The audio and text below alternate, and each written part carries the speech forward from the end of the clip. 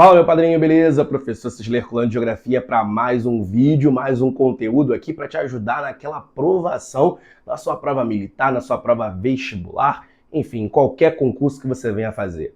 Nosso papo de hoje é sobre a regionalização do Brasil e nós vamos dar um destaque para a análise do IBGE. Esse conteúdo é muito importante porque te ajuda a conhecer de uma forma mais abrangente o território brasileiro. Porque aqui, nessa aula, nós vamos falar do ponto de vista natural, nós vamos falar dos aspectos humanos, dos aspectos econômicos, enfim, nós vamos englobar e dar um panorama geral sobre o Brasil. Porque, afinal, o conceito de regionalização é basicamente a ideia de um agrupamento que permite possibilitar uma melhor compreensão sobre determinada área, sobre determinado território. Nessa aula de hoje, nós vamos falar sobre a regionalização do IBGE, que dividiu o Brasil em 5 importantes complexos ou 5 importantes macro-regiões, que são a região norte, a região nordeste, a região centro-oeste, o sudeste e também o sul. O IBGE começa a fazer essa análise e essa divisão regional a partir da década de 1940 e conclui, de certa forma, a partir da década de 1970 em 5 diferentes complexos ou 5 diferentes macro-regiões. Vale destacar que essa análise do IBGE ela segue o limite político-administrativo dos Estados-membros. E sendo assim, um Estado ele só vai estar presente dentro de um complexo regional. Isso é muito importante a gente estar falando. É claro que tem outras regionalizações que o Brasil apresenta para poder ajudar, né, a gente ter uma compreensão pelo nosso território, por diferentes aspectos, mas a análise do IBGE ela vai ser a oficial, ela vai ser aquela que é usada para fins de planejamento do Estado. Então o que acontece? O IBGE pega, levanta dados, elabora estatísticas e entrega tudo isso para o Estado para que o Estado execute políticas de planejamento e também de desenvolvimento econômico e social. Show de bola? Então vamos falar aqui sobre cada um desses complexos, vamos dar ali uma profundidade. Se o vídeo for ficando muito longo, eu vou fazer uma divisão, vou fazer uma fragmentação, vou colocar em 2 partes, que é justamente para ele não ficar muito extenso e muito cansativo. Suave? Belezinha. Então começo aqui falando com você sobre a região norte do Brasil. Primeira coisa que você tem que saber é que a região norte é formada por 7 estados. Coloquei aqui para você visualizar, é essa que está em verde. Eu tenho Rondônia, o Acre, Amazonas, Roraima, Pará, Tocantins e Amapá. Atualmente, 7 estados estão presentes dentro da região norte. É importante que você não confunda a região norte com a região da Amazônia. Porque a região da Amazônia, o complexo da Amazônia, vai englobar, além dos 7 estados da região norte, mais 2, que são o Maranhão e também o Mato Grosso. Mas essa análise do complexo da Amazônia fica para um outro tipo de modelo, um outro tipo de regionalização do país. Então aqui para a gente, para o IBGE, 7 importantes estados fazem parte da região norte. Show de bola? Belezinha. É importante que você entenda que nem sempre esses estados foram estados. O Acre, por exemplo, era um território federal que não tinha autonomia, assim como Rondônia, assim como Roraima, assim também como o Amapá. E se você não sabe o que é um território federal, procura aqui no canal que tem uma aula que fala especificamente sobre o que são territórios federais. Mas basicamente, hoje esses 7 estados eles têm autonomia, eles têm soberania e podem criar e até mesmo executar as suas próprias leis. Show de bola? Belezinha. Segundo ponto importante, é uma região que possui uma baixa densidade demográfica. O que é isso? Densidade demográfica é a relação da população com o seu espaço físico. Perceba que a região norte é a maior das 5 regiões em extensão. Mas quando a gente fala da população da região norte, ela não está bem distribuída por toda essa extensão. Ela vai estar muito nucleada em algumas áreas importantes como Manaus, Rio Branco, Belém, algumas capitais dos estados da região norte. Então, a gente percebe que a distribuição populacional nessa região não é muito eficaz, não é muito significativa. O nome que se dá para isso é densidade demográfica. Os porquês a gente pode associar à presença da densa floresta amazônica, que dificulta a ocupação de grandes espaços dentro da Amazônia, e também o desenvolvimento econômico, que na região norte do Brasil foi um pouco mais tardio, necessitou de grandes investimentos por parte do Estado e também políticas públicas que pudessem atrair o capital privado para essa área. E aí, consequentemente, o desenvolvimento sendo tardio, a população, claro, não imigrou para essa área de maneira tão intensa como foi o caso, por exemplo, da região sudeste, da região sul do país. Show de bola? Tá comigo? Pegou essa fita? Belezinha. Olha só que importante. A economia se baseia muito no extrativismo. O extrativismo é uma das atividades que compõem o setor primário da economia. Junto com o extrativismo no setor primário, nós temos a agricultura e também a pecuária, formando essas três atividades o setor primário da economia. Quando eu falo do extrativismo na região norte, eu falo tanto do extrativismo mineral quanto do extrativismo vegetal. O extrativismo vegetal é quando você utiliza a própria vegetação, o próprio espaço natural, para poder fazer a extração da sua matéria-prima. Um exemplo é a seringueira, que dessa árvore nós extraímos a borracha, que foi um importante motor econômico da região norte no finalzinho ali do século XIX, já início do século XX. Na região norte, desde o século XVII, a gente vai ter o extrativismo vegetal sendo importante, porque as drogas do sertão eram basicamente extraídas nessa região. Então o extrativismo vegetal é muito importante, ele é muito significativo para complementar a economia da região. Mas a gente também tem que falar do extrativismo mineral na região norte. Lá nós temos importantes reservas de minério de ferro, de manganês, nós tivemos uma grande corrida pelo ouro na Serra Pelada, então é uma região que vai ter uma notabilidade geológica que configura um grande potencial para o extrativismo mineral, ok? Não só de minerais metálicos, mas também nós vamos ter petróleo e gás natural na região norte. Entretanto, petróleo e gás natural ainda não são densamente explorados como outras áreas do território brasileiro, mas já existe uma exploração bem significativa. Tranquilo? Nessa área você tem um importante polo de aglomeração de matéria-prima mineral, que vai ser a Serra de Carajás, que vai ser a maior província mineralógica a céu aberto em riqueza de minério de ferro do planeta. Então, automaticamente você percebe a relevância que essa área tem para exploração mineral. Show de bola? Belezinha? Vem comigo aqui, ó. Nós temos a floresta amazônica nessa região. Floresta amazônica é uma floresta densa, latifoliada, é uma floresta perene, sempre verde, e é uma floresta muito heterogênea, tem uma grande biodiversidade.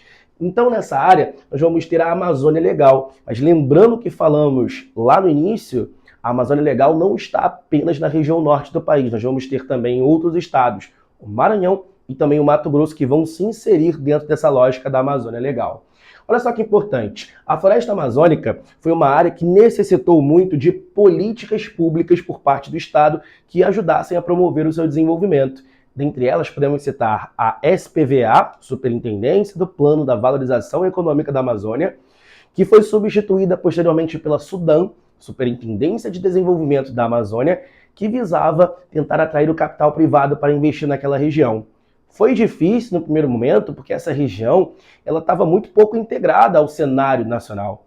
Gente, até a década de basicamente ali 1960, a única forma de você chegar na região norte de maneira eficaz era pelo mar. Você tinha que fazer o contorno aqui, ó, pela costa brasileira para entrar pela bacia do Rio Amazonas e fatalmente conseguir fazer ali a inserção dentro dessa região. A gente chama isso de navegação de cabotagem, que é entre portos do mesmo país. Então, a partir da década de 60 é que começam rodovias a ser construídas, né? Começam rodovias a serem implementadas que possa fazer a ligação com a região da Amazônia. E tudo isso foi parte de um grande projeto, de um grande investimento do Estado para que essa região começasse a se integrar aos eixos produtivos nacionais. Um outro ponto importante foi que essa região também não tinha uma densa oferta de energia. Então coube também ao Estado fazer investimentos em hidrelétricas, principalmente, também algumas termoelétricas, justamente para poder ofertar energia que pudesse atrair o capital privado para as indústrias. Vamos dar um destaque para a Zona Franca de Manaus, que é uma área que foi implementada como um porto livre de impostos, onde você poderia fazer importações de determinados tipos de matérias-primas e também alguns produtos, e, consequentemente, isso acabou atraindo as indústrias para essa região pela possibilidade de ampliar a sua margem de lucros. A Zona Franca de Manaus ela vai ser administrada pela SUFRAMA, Superintendência da Zona Franca de Manaus, e ela vai ser um polo importantíssimo para o Brasil, que é de onde entram diferentes matérias-primas, sobretudo de produtos tecnológicos, para poder abastecer o nosso mercado brasileiro. Tranquilo até aí? Tá pegando essa ideia? Tá pegando essa fita? Olha só que importante. É uma região que tem fronteiras porosas, ou seja, nós vamos ter uma quantidade de delimitações com outros países, a qual nós não vamos ter tanta fiscalização nessa área. É importante destacar que o governo também tentou fazer alguns projetos visando integrar essas fronteiras e até mesmo conseguir valorizá-las, até para não ter muito risco de invasão, correto? Vamos destacar um projeto importante que foi o Calha Norte, em 1985. Esse projeto consistia numa ideia de um patrulhamento militar nas fronteiras, mas também com esse patrulhamento promover uma integração, promover também um apoio a comunidades tradicionais dessa região, também promover políticas de sustentabilidade, mas acima de tudo o Calha Norte tinha o intuito de promover a defesa das fronteiras nacionais. Então vale destacar o Calha Norte como um importante projeto. E a Amazônia como um todo, ela vai ser vigiada por um importante projeto que vai ser a CIVAM, Sistema de Vigilância da Amazônia. Um sensoriamento remoto, um monitoramento por satélites e radares que permite fazer um mapeamento da Amazônia. Porque lá nós vamos ter muito tipo de atividades ilegais, como os garimpos, por exemplo, a biopirataria, o narcotráfico, que vão ser atuantes nessa região, porque é uma região muito grande, com uma densa fronteira, e há uma dificuldade muito significativa do Estado em conseguir fazer o patrulhamento dessas áreas. Então vale destacar também essas fronteiras porosas na Amazônia e alguns projetos que foram implementados para tentar, claro, fazer com que essas fronteiras pudessem ser melhor controladas e melhor vigiadas. Tá tranquilo, meu padrinho? Tá de boa? Então, se tu tá de boa, segue aqui comigo pra gente falar de outra região que vai ser o Centro-Oeste. O Centro-Oeste é formado por 3 estados e o nosso Distrito Federal. São eles: Mato Grosso do Sul e também Goiás. O Distrito Federal ele vai ficar dentro do estado de Goiás, porém vai possuir autonomia como se fosse um estado, muito embora não seja. O Distrito Federal também vai ser implementado como uma unidade da federação. Nós temos 26 unidades da federação, o Distrito Federal, e automaticamente nós vamos ter 27 unidades federativas no nosso país.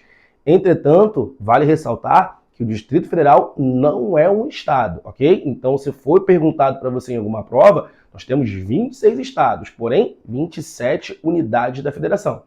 Todos os estados são unidades federativas e o Distrito Federal, por ter autonomia, também vai ser uma unidade da federação. Vem aqui comigo.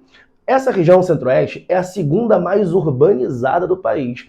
E quando eu falo urbanização, eu falo da comparação, do dado comparativo entre população urbana e população rural. População das cidades, população do campo. A região centro-oeste é uma região que tem poucas pessoas no total. Só que a maioria dessa galera, quase que 90%, reside em cidades. Então esse grau comparativo faz com que a região centro-oeste ela seja a segunda região mais urbanizada do país, perdendo apenas para a região sudeste.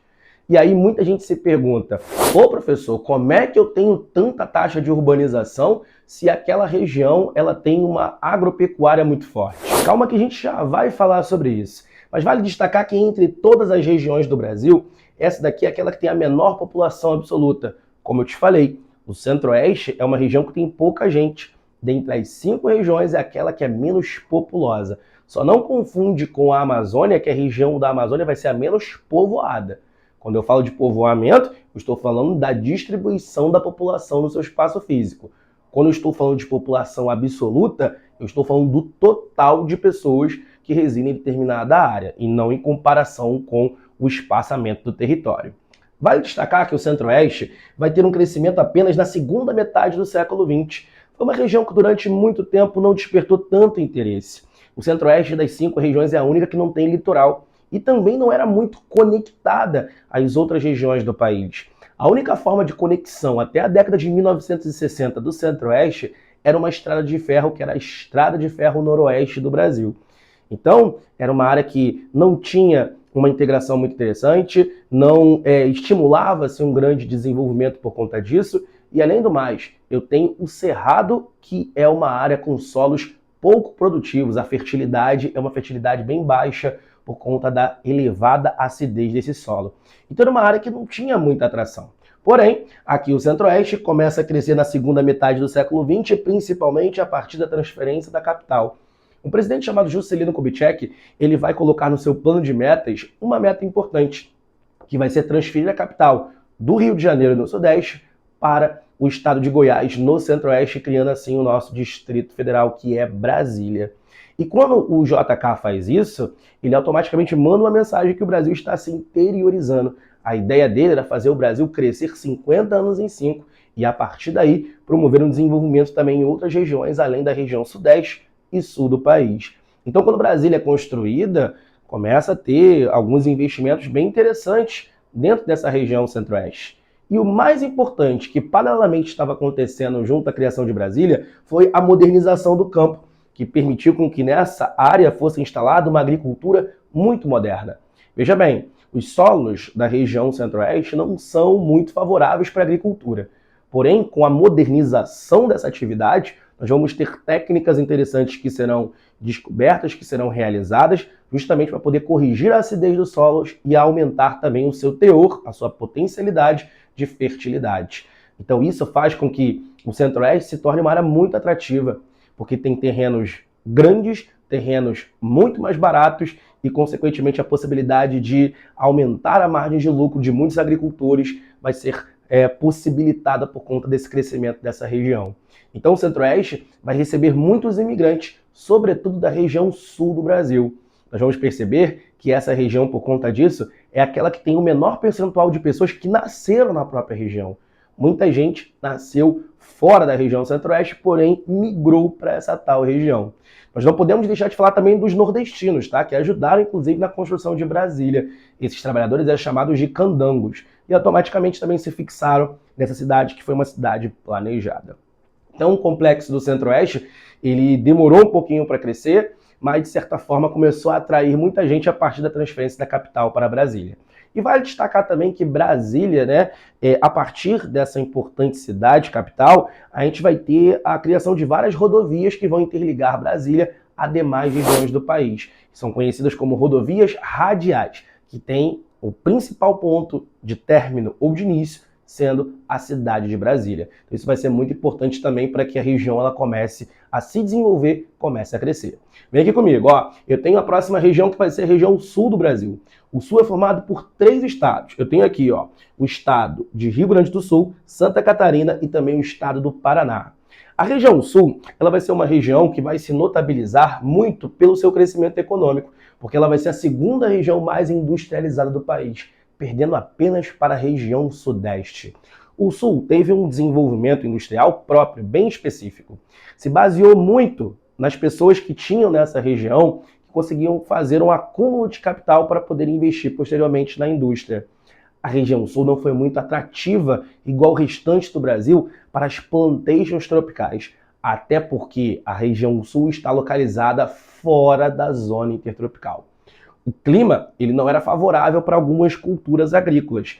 Então a região sul se baseou muito na subsistência, na mão de obra familiar, na pequena propriedade, e isso possibilitou, claro, a formação de um mercado interno. Veja bem, se muita gente tem ali a possibilidade de conseguir terra, a gente sabe que essa galera se torna um grande e um potencial mercado consumidor. E isso foi o que estimulou a indústria a surgir na região sul, fazendo com que essa região ela possa, mesmo que não tenha acompanhado o desenvolvimento da região sudeste, ter crescido também bastante em função dessa grande oferta de mão de obra assalariada, de mercado consumidor e também de capital que foi oriundo dessas produções pequenas para a subsistência da mão de obra familiar. Vem aqui comigo. Eu vou dizer que essa região é a terceira mais populosa, perdendo apenas para o Sudeste, que é a mais populosa, e para o Nordeste, que vem logo após a região Sudeste. O Sul, embora tenha perdido muitas pessoas para o Centro-Oeste e também para o Sudeste, abrange esse status da terceira região mais populosa do país. E aqui destaca-se uma economia que vai se basear na agricultura familiar e também na agricultura moderna. A agricultura familiar tem como principal objetivo a subsistência. O cara vai plantar, o cara vai colher junto com a sua família e, consequentemente, a terra é que vai garantir para ele o sustento. Já a agricultura moderna, ela vai se beneficiar até mesmo da agricultura familiar e vai se desenvolver como principal forma de obter o lucro, de obter a lucratividade. A agricultura moderna no sul se beneficia dos solos, que são bem favoráveis, solos de terra roxa, e também porque tem uma oferta de mão de obra bem mais qualificada. Então, da região sul, nós vamos ter uma produção agropecuária tanto tradicional, familiar, quanto também a produção moderna, que vai absorver muito desses trabalhadores familiares para essa região e para esse trabalho. Vem aqui comigo, olha só. Nós temos um predomínio da população branca. E isso ocorreu porque nós tivemos grande volume de imigração europeia, que vai acontecer no século XIX. No século XIX, o Brasil ele vai se tornar um país independente. E como país independente, ele acaba facilitando o ingresso de imigrantes aqui para o território. Vai vir gente da Alemanha, vai vir gente da Itália, vai vir gente da Espanha, vai vir gente de países eslavos, enfim. Nós vamos ter muita população europeia de diferentes etnias se concentrando na região sul do Brasil. E, consequentemente, essa galera ela vai ter uma predominância muito da população branca, não vai ter tantos mestiços na região sul. Não estou dizendo que não tenha, pelo amor de Deus, mas é onde a população branca mais se destaca na região, entre as regiões do Brasil. Nós também temos o Sudeste com um grande número, um alto número, um elevado número de população branca também. Então, é por isso que nós vamos ver muitas colônias que vão ser formadas de povoamento de diferentes grupos europeus. No Rio Grande do Sul, em Santa Catarina, no Paraná. Algumas cidades se destacam, como Criciúma, como também as cidades que vão contemplar o Vale do Itajaí. Nós temos Blumenau, nós temos Novo Hamburgo, no Rio Grande do Sul. Então, algumas cidades acabam se notabilizando por conta desse povoamento que vem de diferentes grupos europeus. Continua aqui comigo para falar que a região sul tem um destaque para um elevado IDH. Índice de Desenvolvimento Humano vai ser a medida que consegue visualizar a qualidade de vida da população. Entre as 5 regiões do Brasil, a região sul é aquela que oferece as melhores condições de vida para o brasileiro. E aí, 3 importantes fatores serão visualizados, que são a expectativa de vida, ou longevidade, o nível de escolaridade ou instrução e também a renda per capita ou PIB per capita, que vai ser automaticamente quanto que a pessoa, quanto que o cidadão ganha em média em determinada área. Se você ficou até aí, você já percebeu que o vídeo não vai ser fragmentado. Então agora nós vamos falar sobre a região Sudeste. Região essa que é formada por 4 estados, que são Minas Gerais, Espírito Santo, Rio de Janeiro e também São Paulo. Perceba que eu não consegui aqui colocar nenhuma cor ali, eu deixei em branco mesmo porque acabaram as minhas cores. Mas a região Sudeste ela vai ser a mais importante do Brasil do ponto de vista econômico, populacional, das grandes cidades que nós temos. A região Sudeste vai ser onde a economia ela se concentrou bastante. O Sul vai acompanhar o desenvolvimento do Sudeste, mas o Sudeste vai ser, em larga escala, a região onde a economia ela se consolidou. Nós vamos perceber que essa região ela tem a maior economia industrial. E a indústria, claro, promove um desenvolvimento muito maior da economia, um desenvolvimento maior dos ganhos. A indústria no Sudeste, vale ressaltar, ela surge no século XIX, no finalzinho do século XIX, que está muito ligada ao café, muito ligada à economia cafeeira. A economia cafeeira vai ser um motor importante para o acúmulo de capital dessa região, já que o Brasil, claro, no século XIX já vai ser um país independente. Então, muitas elites agrárias ligadas ao café começaram a fazer investimentos muito massivos na indústria no século XIX. E depois, quando o Brasil começa um planejamento estatal para a implementação da atividade industrial, comandado pelo Getúlio Vargas, é lá que vai se instalar as indústrias de base, como é o caso da Companhia Siderúrgica Nacional, da Vale do Rio Doce, que vão se aproveitar exatamente de tudo que o café proporcionou aqui a partir do século XIX. A oferta de mão de obra, a oferta de infraestrutura, de energia, também vamos ter um forte mercado consumidor e fatalmente a indústria começa a se aglomerar nessa região porque tinha as melhores ofertas, os melhores fatores locacionais para que isso pudesse ser implementado. Vai ser a região que tem a maior população absoluta, a maior quantidade de pessoas. Claro, se é a região mais desenvolvida, se é a região que mais ofereceu trabalho, consequentemente vai ser a região que mais vai atrair o trabalhador. O Nordeste foi a principal região de saída de pessoas que fez com que a região Sudeste começasse a absorver essa mão de obra. Então nós vamos ter muitos nordestinos vindo para o Sudeste com o intuito de, claro, melhorar de vida, conseguir um melhor desenvolvimento, uma melhor subsistência. Mas também outras regiões perderam pessoas, tivemos fluxo de todas as regiões em direção à região Sudeste, mas vale destacar os nordestinos. Olha só, temos as principais metrópoles do Brasil. Metrópoles são cidades polos, são cidades grandes. E aqui eu destaco as 2 importantes metrópoles globais, cidades globais do país, São Paulo e Rio de Janeiro. São Paulo, por ser a cidade mais importante do Brasil, a cidade que tem o maior número de habitantes, o maior número de PIB per capita, o maior número também de taxa de urbanização. e também o Rio de Janeiro, que já foi a capital do Brasil, que já teve uma relevância muito importante como centro da economia industrial, mas que perdeu espaço para o estado de São Paulo, sobretudo aqui em meados ali do século XX. A gente vai ter o estado de São Paulo se desenvolvendo muito mais. Mas falando da cidade do Rio de Janeiro, ela perde também esse dinamismo industrial, a indústria vai se espalhando para a região metropolitana e fatalmente Rio de Janeiro acaba perdendo protagonismo que São Paulo acaba tendo no Brasil. Mas vale destacar essas duas cidades. O Rio de Janeiro também é uma cidade global, mas em função do turismo, sobretudo. Nós temos a atividade turística sendo importante para a economia da cidade do Rio de Janeiro, ok? Beleza, segue aqui comigo. Economia no setor terciário. O setor terciário ele vai ter duas atividades, o comércio e a prestação de serviços. Se eu tenho muitas grandes cidades nessa região sudeste, é claro que essas cidades elas vão desenvolver serviços e também comércio. E essa galera ela vai começar a entrar nesse setor terciário de maneira muito intensa. O que não vai ser muito bom, porque não vai ter emprego para todo mundo.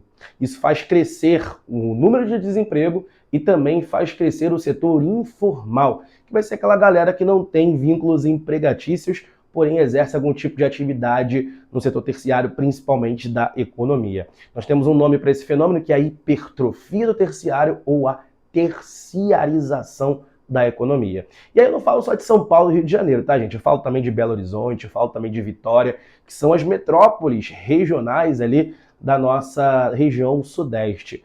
Mas também outros núcleos se notabilizam. Campinas, em São Paulo, nós temos no Rio de Janeiro a cidade de Niterói, a cidade de Resende, a cidade de Campos, nós temos em Minas Gerais o Triângulo Mineiro, enfim, nós estamos falando de todo o complexo da região sudeste e a sua grande importância. Belezinha? Olha só, maior densidade infraestrutural. Na região sudeste eu tenho a maior oferta de rodovias, de ferrovias, nós temos ali os aeroportos que têm maiores fluxos, nós temos portos também muito importantes, com destaque para o Porto de Santos. Enfim, a região sudeste, por ser aquela que tem mais indústrias, também vai ter o maior fluxo de mercadorias e também de pessoas. Então é a região do Brasil que é mais bem preparada do ponto de vista infraestrutural. Pegou essa fita? Belezinha? Olha só, região Nordeste formada por 9 diferentes estados. Aqui no Nordeste nós sempre temos uma dificuldade, né? A galera meio que se perde nos estados. Vai ver aqui, ó. Maranhão, Piauí, Ceará, Rio Grande do Norte, Paraíba, Pernambuco, Alagoas, Sergipe e Bahia. 9 estados no total. É a região do Brasil que tem a maior quantidade de estados-membros. Destacamos aqui que nós temos a segunda maior população total, ok? Perdendo apenas para a região sudeste. Repara que mesmo tendo um fluxo muito grande de saída de pessoas da região nordeste, ainda se mantém como a segunda região que tem a maior população absoluta. É aqui a menor área de taxa de urbanização, isso porque o Nordeste tem muita gente que ainda vive no campo, sobretudo nas regiões do Agreste, no Sertão e também no Meio Norte. Então ainda agrega muita gente no campo nessas sub-regiões nordestinas. A grande concentração de pessoas, claro, vai estar na zona da mata. E se você não sabe quais são as 4 sub-regiões do Brasil, 4 sub-regiões do Nordeste, tem uma aula também aqui no nosso canal que você pode aprofundar nisso e em todo o desenvolvimento econômico da região que eu coloquei aqui para você. Vai lá, corre lá, fica bonitinho. Na verdade não precisa correr não, tá? É só clicar direitinho que você consegue chegar lá. Olha só que importância. Aqui o IDH é desfavorável, mas nós temos que dar um destaque para o sertão, que puxa o desenvolvimento muito para baixo na região Nordeste. E o fato disso, claro, né, é por falta de políticas públicas eficazes para o desenvolvimento do sertão nordestino, junto à ideia do clima semiárido, que dificulta muito a subsistência de quem reside nessa região. Então, a região Nordeste ela vai ter uma carência muito grande de políticas públicas eficazes que venham a melhorar a qualidade de vida de grande parte da população, sobretudo no interior dessa região. A gente destaca a região Nordeste como uma região que foi alvo de grandes políticas públicas ao longo do século XX, que visavam, assim como na região Norte, atrair o capital para essa região. Mas, em função de uma grande concentração de poder em elites latifundiárias, essa região ela vai ter um atraso muito grande no seu desenvolvimento. Por isso, muitas pessoas saíram da região Nordeste. E isso vem desde lá de trás, porque o Nordeste foi a região mais importante do Brasil no período colonial.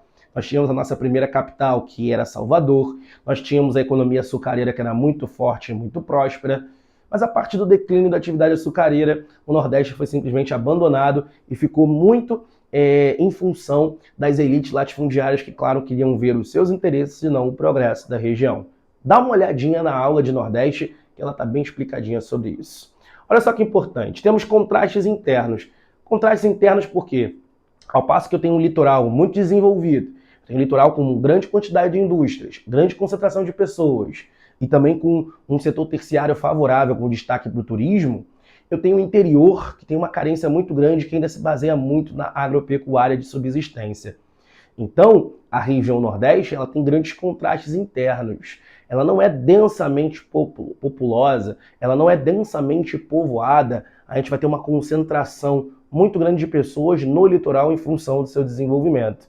E aqui a gente destaca que o Nordeste é dividido em 4 sub-regiões. A Zona da Mata, que é esse litoral mais desenvolvido, o Agreste, o Sertão e o Meio Norte, ok? Nós temos 4 diferentes sub-regiões. Vale destacar que a partir dos anos 90, por conta da globalização, do desenvolvimento da telecomunicação, da informática, da tecnologia, a região Nordeste vai começar a receber grandes investimentos. E muitos estados vão começar a atrair indústrias do Sudeste através de concessão de incentivos fiscais que vão possibilitar ali que a empresa lucre mais e pague menos impostos. É o que a gente está chamando de guerra fiscal. Bom, meus amigos, muita coisa que foi falada aqui, né? Espero que você tenha entendido. Aqui nós fizemos um panorama geral sobre as regiões do Brasil. Fica com a gente, tamo junto. Se gostou, dá um like. Um grande abraço.